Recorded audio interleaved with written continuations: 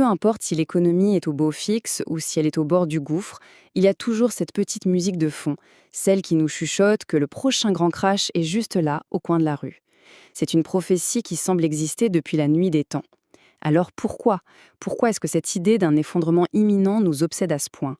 C'est exactement ce qu'on va décortiquer. Voilà la question centrale. Comment ça se fait que cette prédiction ne disparaisse jamais? Qu'est-ce qui nourrit cette peur permanente, cette espèce de certitude que le pire est toujours à venir, quelles que soient les données économiques? C'est ce mystère qu'on va essayer de résoudre. Pour comprendre, on va suivre un parcours en 5 temps. D'abord, on va regarder dans le rétro pour voir le poids du passé. Ensuite, on va faire un petit tour dans notre cerveau pour comprendre nos réflexes. Puis on verra le rôle des médias, la nature même des marchés, et pour finir, on essaiera de voir comment s'y retrouver dans tout ça. Alors, on commence par le commencement. Et la première chose à dire, c'est que cette peur, elle n'est pas complètement irrationnelle. Elle ne sort pas de nulle part. Non, elle est profondément ancrée dans des événements réels, des cicatrices qui marquent encore notre mémoire collective. 1929, 1987, 2000, 2008. Ces dates, ce ne sont pas juste des lignes dans un manuel d'histoire. Ce sont de vrais traumatismes financiers qui ont laissé des marques sur des générations entières. Le lundi noir, la bulle Internet, la crise des subprimes.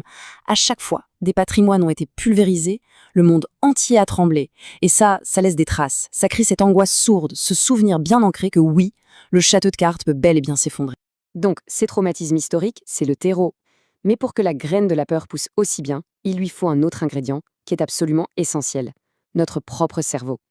Il est en quelque sorte programmé pour être sensible à ce genre de messages. Le premier coupable, c'est un mécanisme qu'on a tous, câblé au plus profond de nous, le biais de négativité. C'est un vieil héritage de l'évolution. L'ancêtre qui prêtait plus attention au bruit dans les buissons qu'à un beau coucher de soleil, il avait plus de chances de survivre. Aujourd'hui, ce même réflexe nous rend ultra sensibles aux titres sur un crash et presque aveugles aux nouvelles sur la stabilité économique. Et ce biais, il est encore renforcé par un autre principe psychologique fascinant, l'aversion à la perte. Les études sont très claires là-dessus. La douleur de perdre 100 € est ressentie de manière presque 2 fois plus forte que le plaisir d'en gagner 100. C'est énorme comme différence. Cette asymétrie fait de la peur de perdre un moteur beaucoup, beaucoup plus puissant que l'envie de gagner. Bon, on récapitule. On a une mémoire collective traumatisée et un cerveau programmé pour s'inquiéter. Le décor est planté. Maintenant, la question c'est, qui a intérêt à jeter de l'huile sur ce feu? Et là, on entre dans l'économie de l'attention. Et sa règle d'or, c'est « la peur fait vendre ». C'est aussi simple que ça. Un titre nuancé, factuel, n'aura jamais la même force de frappe qu'un gros titre en lettres capitales qui crie à la catastrophe imminente. Pour les médias,